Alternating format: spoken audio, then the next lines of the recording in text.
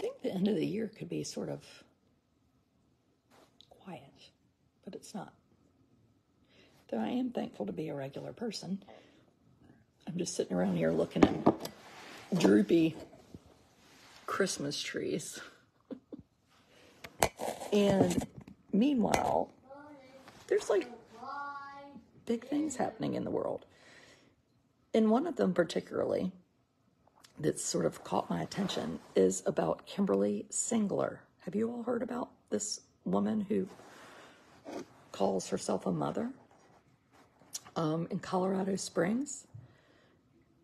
So Kimberlee Singler is accused of murder for 2 of her 3 children. She has a son, 7, and a daughter, 9. And her 11-year-old was seriously injured. This is on December 19th, week before Christmas. They lived at an apartment complex there. And a 911 call comes in, though we've never been told who made the 911 call. We just know it came from inside the apartment. So it would tell me that it was either her or her 11-year-old. But they get there, the police arrive. It's like 12:39 a.m., December 19th. They're all lying on the floor. And everybody, 9 and 7-year-old are dead, and the 11-year-old and the mom are injured. So whoever calls said there was a burglary. The mom says there was a burglary. This person came in and, killed everybody, which is fairly unusual. But anyway, they all go to the hospital, or at least the mom and the 2 go to the hospital. This is in Colorado Springs, Robin. And it wasn't later until the Colorado Springs Police Department said the report was false. So at this point, they had interviewed her. They had released her from the hospital because her wounds were sort of superficial. So the warrant for her arrest wasn't issued until December 26th. So this happened on December 19th. She has not been seen since December 23rd, which was a week ago today, and is believed to be on the run. And so obviously people are looking for her. There's a $10 million bond placed on her charges, which are, I'll tell you what they are. 4 counts of first-degree murder, a Class 1 felony, 2 counts being for murder and attempted murder with intent after deliberation, the other 2 for murder and attempted murder of a child under the age of 12 by a person in a position of trust. I didn't know that was a crime. 2 counts of attempted first-degree murder, 2 counts of child abuse, and first-degree assault. So for a week, she hasn't been seen, Kimberlee Singler. And I would hope that everybody go and look up her picture, and they do not believe she is in Colorado Springs anymore. She was at the home of a family member last Saturday. And I know I tend to blame people's families, which is always a not very popular thing, but if my daughter came to me last Saturday, which is the day that, and I would be like, what happened? Don't you think you would have an idea? The 11-year-old, I think, is doing fine and is being cared for, but is not with the dad. So I don't know if that means the 11-year-old's still in the hospital or what. So the real story is what happened leading up to this, which is, did they find a gun at the scene? No, they were, I believe, stabbed to death. So the last 4 years have been a pretty big custody battle. So it seems to me if the police showed up somewhere and they looked into this mother at all, they would be like, ding, ding, ding, this seems sketch. But here's the deal. The mom is white in Colorado. So when a white mom calls the police in Colorado and says, somebody just came in here and killed my children and tried to stab me, the police believe them. And you might say, it's not always about race, until it is. You think some black dude is going to stab his kids and then call the police and say, somebody just came in here and did this to me. Do you think they're going to believe that? Sorry, but no. Remember Susan Smith? This black man, he took my car and then he drove it into the water, and so sad. No. I mean, sorry, but no. So she had been in this 4-year-long custody battle with her ex-husband, Kevin Wentz, and they filed for divorce in 2018, but the divorce wasn't clear until 2020. And she wanted full custody of the children and wanted to move to either Oregon or Florida. Right. Well, a Larimer County judge had approved a custody plan for him to visit the children at dates and times, but not have full custody. But he was given visitation, right? But the two of them, they frequently clashed during visitation, which tells me that it was her that was the problem. So on September 18th, 2023, that's a few months ago, he arrived at her apartment to pick up the kids, as the custody arrangement said. Well, she called the police on him and said that he had pulled a knife on her and called her insulting names. Fortunately, the police show up. Sherry Papini. Well, I don't know. The police show up, and Sherry Papini didn't hurt her children. This sounds more like Susan Smith to me. And they're like, I don't think he pulled a knife on you. There was no cause to arrest him. He had no knife. I mean, whatever. Well, 3 months later, on December 16th, she was ordered to drop off her children to Wentz, December 16th. She was supposed to bring them to they call it a CSPD station, like the Colorado Springs Police Department, I guess, and never showed up on December 16th. How old are the kids? So the 7 and 9-year-old were killed, and then they also have an 11-year-old. And the next day, she doesn't show up December 16th. So on December 17th, Wentz and his attorney asked a Larimer County judge to insist that law enforcement help him gain immediate possession of his children, since she was in violation of the custody agreement. I guess this is normal. On December 16th, at the police department, he went inside and said, I'm here to meet my wife. This is the day before, and she's supposed to bring the children. Well, Police Sergeant Zabrowski calls Singler on December 16th, and she tells him, I'm nowhere near the police station.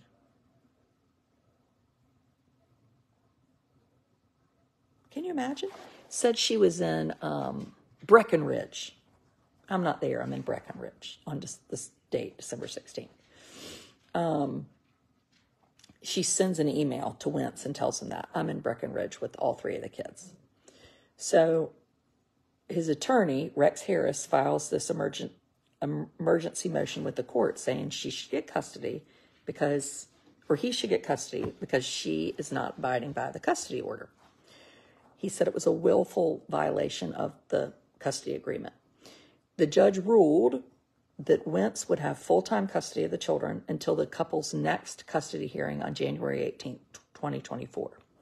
So on December 17th, they said the dad's going to get full custody. Yes, that's right, Annie. And he'll have full custody through the middle of January. So on December 20th, she was ordered to bring the children to the courthouse to hand them over to their dad.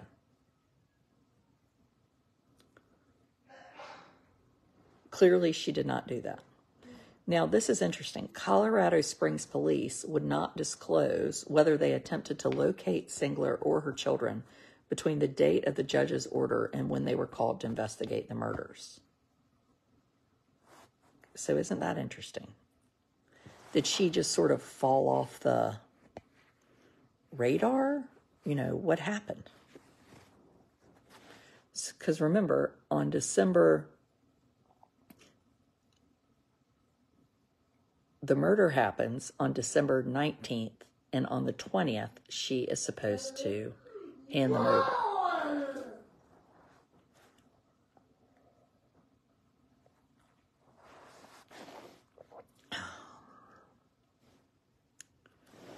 They said So they get to the scene on the 19th, and they were keeping tabs on her, which tells me that, I mean, if you looked up her name, you would see, like, this person is defying a custody order. Now 2 of her children are dead. The other one is hurt. I'm not a police officer. I just play one on TV, but this is what I would be thinking. So they decide they're going to keep tabs on her, but no officer was assigned to monitor her. So now she's gone. She's gone. The warrant wasn't issued for her arrest until December 26th. There's been no update on the health status of her oldest daughter, and Kevin Wentz has not commented, other than his attorney said Mr. Wentz and his family are in a tremendous amount of grief and shock. And at this time, Miss Singler is the primary suspect, according to police. And so this 11-year-old has lost her 2 younger siblings because of her mother. Child custody, you know, I think we love to blame a dad, but child custody, I mean, and it's easy to play armchair quarterback, but she certainly sounds like she was unhinged. And if she had been unwilling to turn the kids over to him the last 2 times, so she didn't take them in September, and then on December 16th, she didn't take them. What was going to happen that suddenly December 20th, she was like, here they are. You know, to me, you're spiraling, right? You're spiraling. Would not do it. September 18th and then December 16th. So on December 18th, let's just go over this again. The attorney files an emergency motion with the court. This is on the 18th. The judge ruled on the 18th that he would have full-time custody and they should be turned over on the 20th. On the 19th, she kills the children. So call me crazy, but wouldn't it make sense on the 18th or on the 16th or the 17th to have the police go over there and get the children, like, right that second, instead of saying, in 2 days, we're going to get you, when the last 2 times you haven't shown up? Sorry, but that is dumb. Dad may have a good case against the police. Probably not Lisa, because you cannot sue police departments. I'm married to a criminal attorney, and we tried to sue a police department or help a mother. A young girl was raped and murdered, kidnapped and murdered in North Carolina, in Lumberton. Her name is Hanya Aguilar. She was 13. And the police department didn't file an Amber Alert for several hours. And they just thought she had run away, even though her younger sisters watched her be kidnapped and said that. The police weren't convinced. So we had the mother filed a lawsuit, and my husband did that for her, which I think definitely made her feel good, but you have to prove that it's intentional what they do. It can't just be that they screwed up. It has to be intentional. So it really is impossible, you know? It's impossible.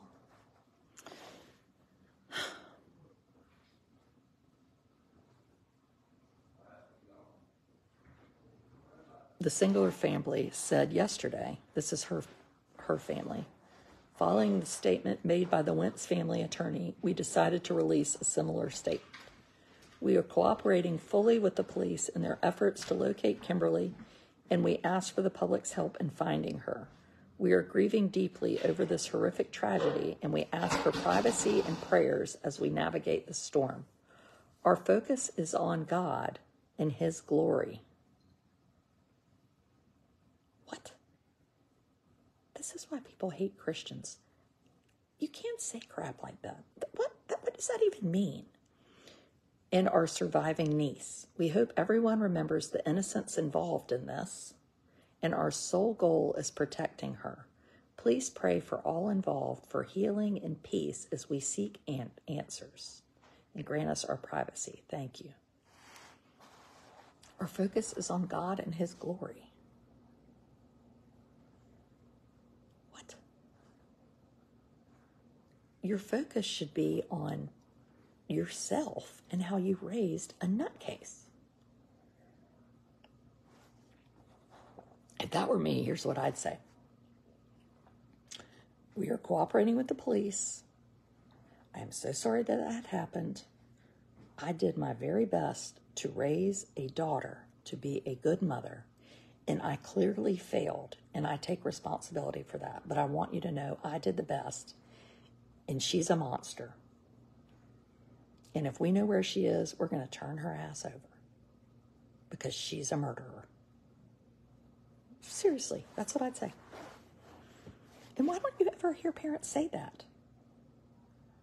You have like Brian Laundrie, who comes home and says, well, I've killed Gabby and I have her car, and then the parents block her parents' number.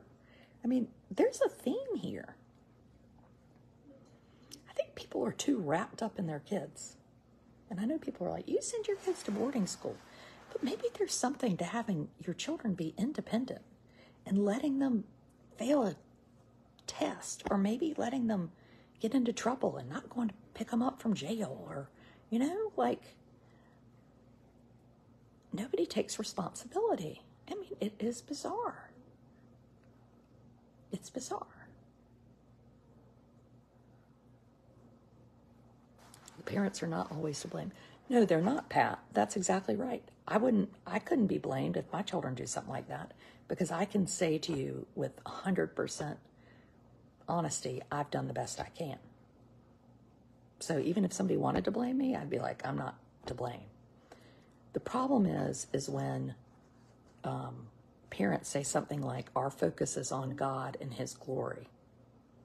That screams, it's our fault. You don't know how you'll act in that situation. No, I do. That's like saying you don't know what to do if you don't know what you'll do if somebody hits your car. Maybe you'd kill them. No, I wouldn't. You know, you do know to a degree of what you would do. Yes, if my son was Brian Laundrie and showed up in his girlfriend's car and said she was missing, I'd be like, we're going to go to the police. Would I not answer the phone of Gabby Petito's parents? I certainly would answer the phone. You can't say, oh, you don't know if you'd answer the phone.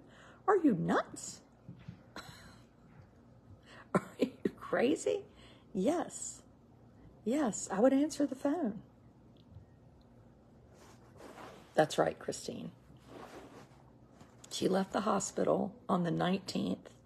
The last day she was seen was the 23rd.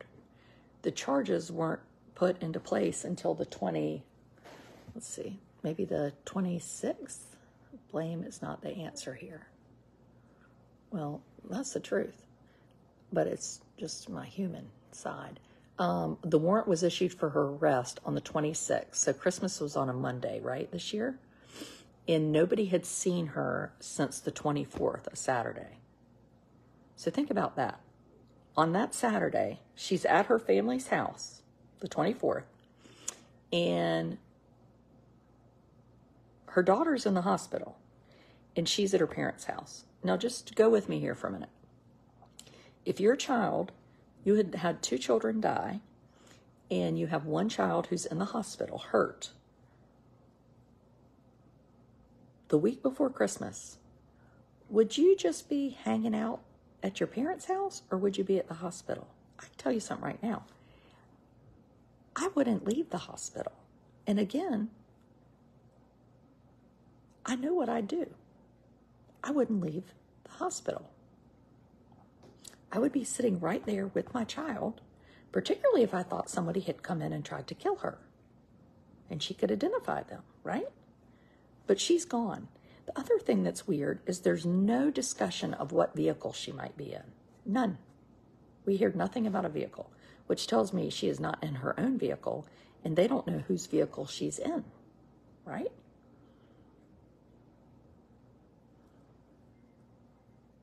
Yes, she wouldn't have left the hospital. I mean, these are things that only a good mother would know, right? The daughter saw everything. She stabbed the daughter, Cindy. Stabbed the daughter. Yeah. No. You would have never left the hospital. Right. So ding, ding, ding. There's guilt right there. And then, this is the 23rd on a Saturday. So the warrant is not issued for her arrest until the 26th, which is Tuesday. Nobody sees her on the 24th, the 25th, the 26th. They never see her again after that Saturday.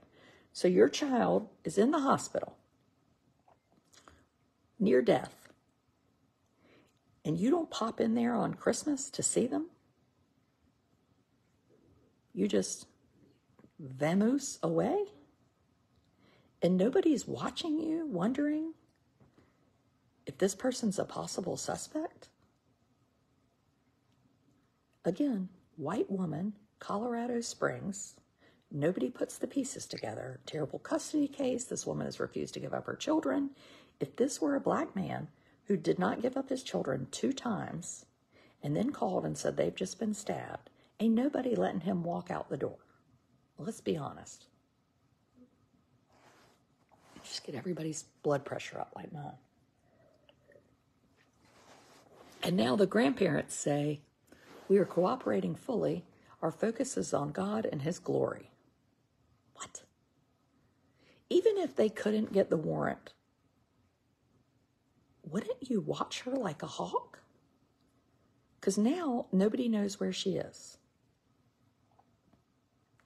And she'll probably end up taking her own life so that she's not responsible, and then ruins the ex-husband's life, the remaining siblings' life. I've lost one sibling to cancer, and I will tell you, it greatly altered the course of my life. Cancer, one sibling.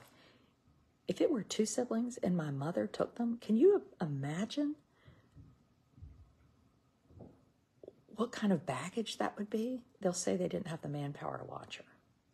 Well, then they should get some volunteers. I'm sure the ex-husband would have watched her. Do you not think that that's why he's not talking. He is probably thinking, I told the police right away, this was her, she did that. She's across the border, too selfish to kill herself. Oh. I don't know.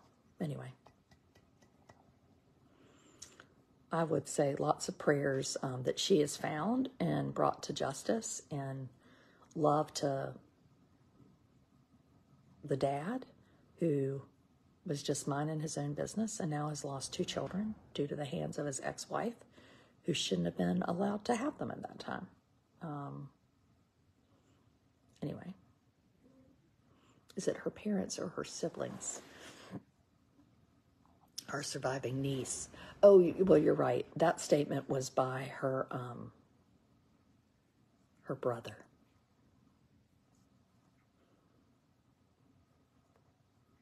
People really just don't want to.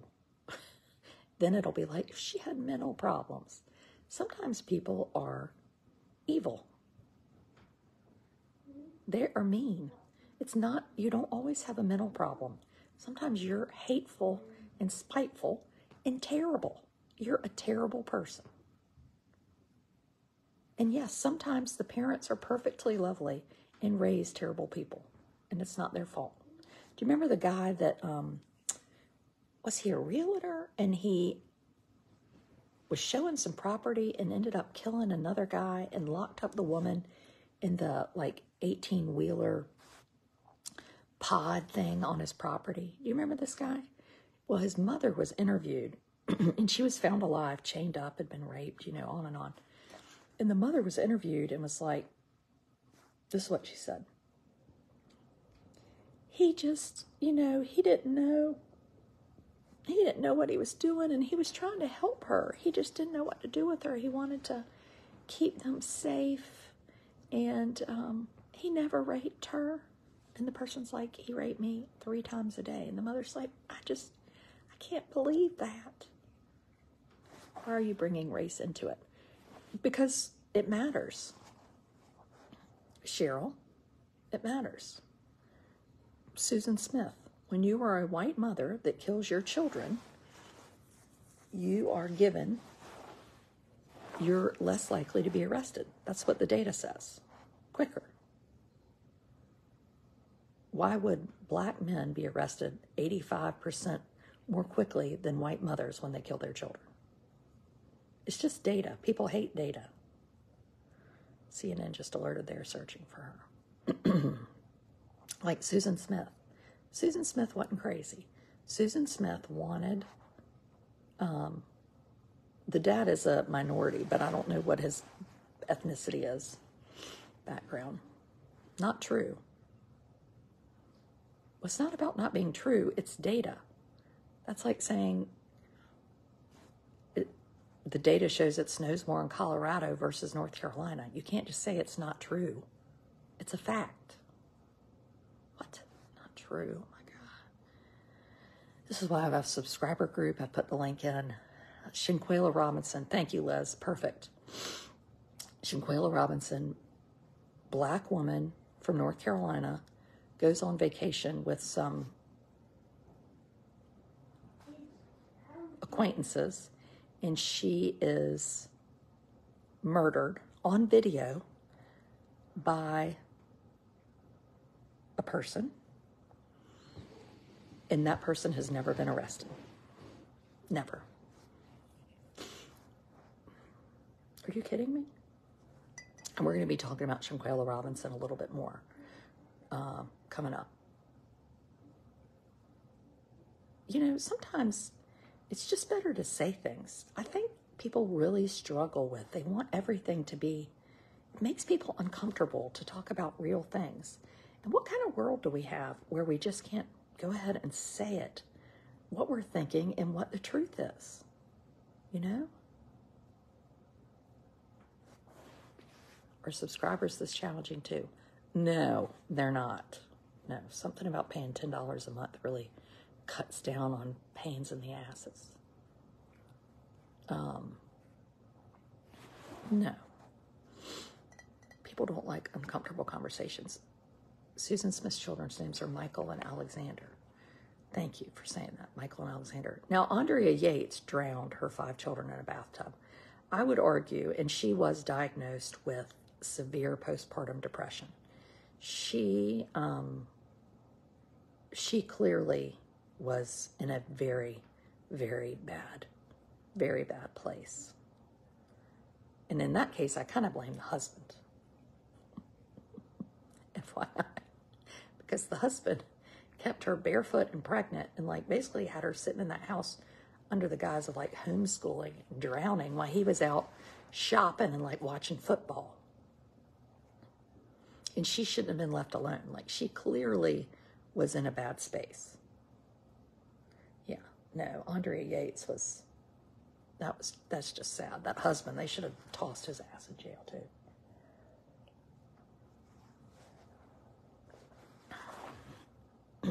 Yes, I agree, Sandy. That's exactly, Sammy, that's right. Yeah, Andrea Yates. No. Andrea Yates was... Now, you know the newest case that's going to be really interesting. Why is the state of North Carolina not more involved in the Shinquela case? Where is Mark Robinson? Well, Mark Robinson is our very amazing lieutenant governor, who is black but seems to hate people of his own race. Or that's what it appears to look like. Maybe he doesn't. But he sure doesn't seem to identify. Yeah, if Shinquela Robinson, I always think, like, what if that were Obama's daughter?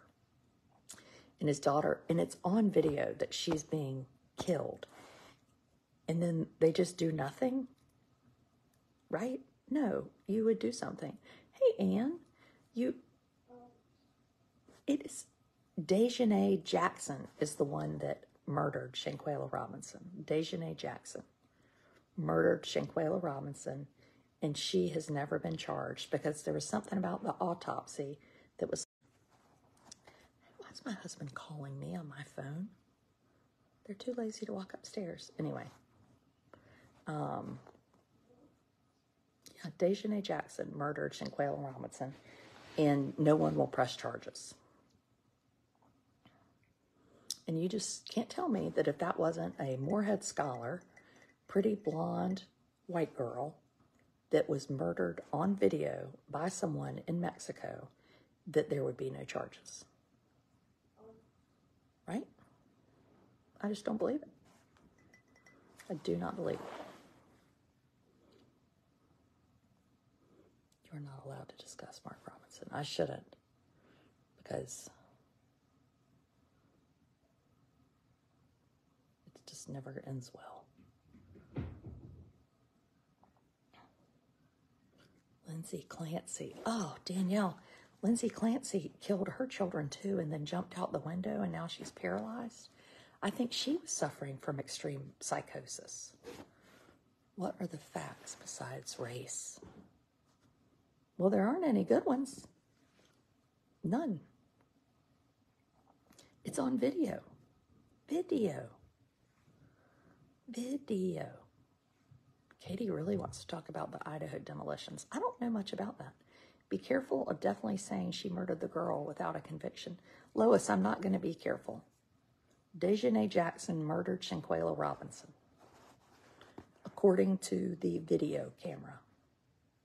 The video camera shows Dejanay Jackson kicking Shanquella Robinson, breaking her neck, according to the Mexican autopsy. I would like for Dejanay Jackson to come and file a suit against me so we could go to court and then talk about all that stuff. Look at the video. The video very clearly shows Dejanay Jackson breaking Shanquella Robinson's neck.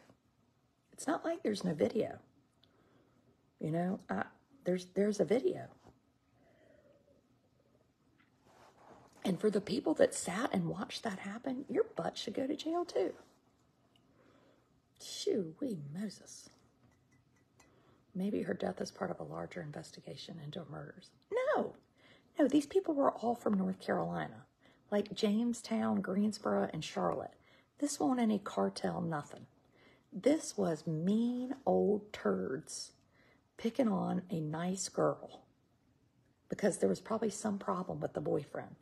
And the reason it hasn't been talked about in the media, I'll tell you what I think it is. I think the media is very nervous about propagating this myth of black on black crime. You know, you'll hear people talk about what's black on black crime. And I think they think if they push this to the forefront, then they're sort of encouraging that kind of discussion, which is inappropriate. But in this case, the people that killed her were black and she was black. So again, it's just facts. We don't need to worry about what kind of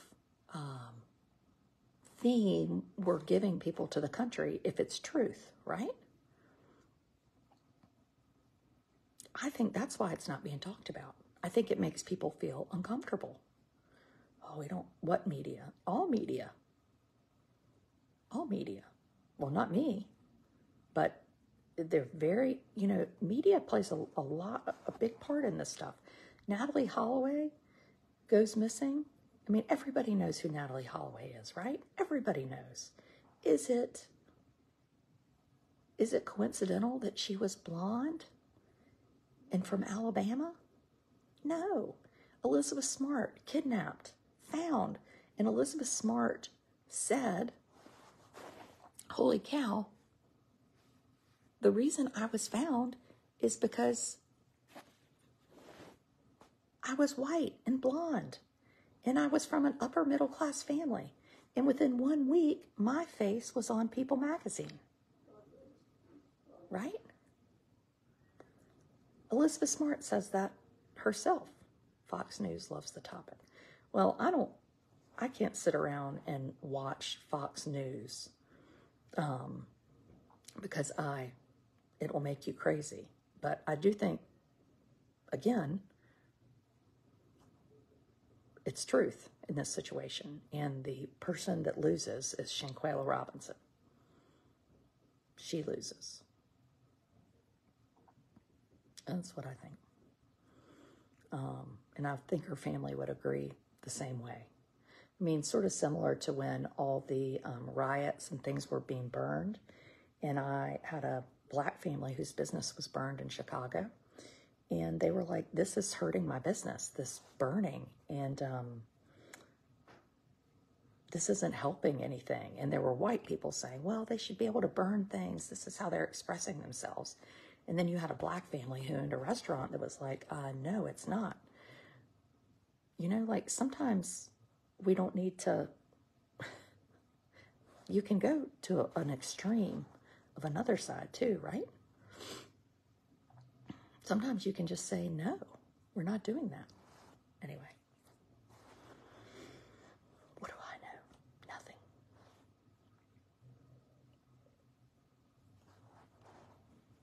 So anyway, I hope they find this Kimberlee, and I hope she doesn't have a chance to take her own life, and I hope there's people have to answer questions and wonder, and I hope that father survives this, because I think it's it didn't have to happen. It didn't have to happen, and that's what's really sad. Dateline should do a story on Shinquela. I totally agree, Debbie, but I don't think they will. I do not think they will. Yeah, it's like nobody wants to talk about it. So we're going to be talking about it. Seton Tucker is hopefully doing a podcast, and it's just going to be about that. And we're going to have her dad on and really dig into what happened, and maybe even find that little turd, Dejanay Jackson, and ask Dejanay about the video and why has Dejanay Jackson never been questioned by the police or the FBI? So that means if you go to Mexico and you drop kick somebody and they die, the police won't even ask you any questions. Really? Is that to me is the takeaway from the story. Get an American citizen to another country and kill him. Now, when the dad from California who owned the surfing camp murdered his 2 sons in Mexico, they arrested him as he came back over the border. White dude, white children. Somehow he was arrested. But in this case, it's like, well, we can't do anything because they were in Mexico. That is bullshit-a-roni. Carry on, people.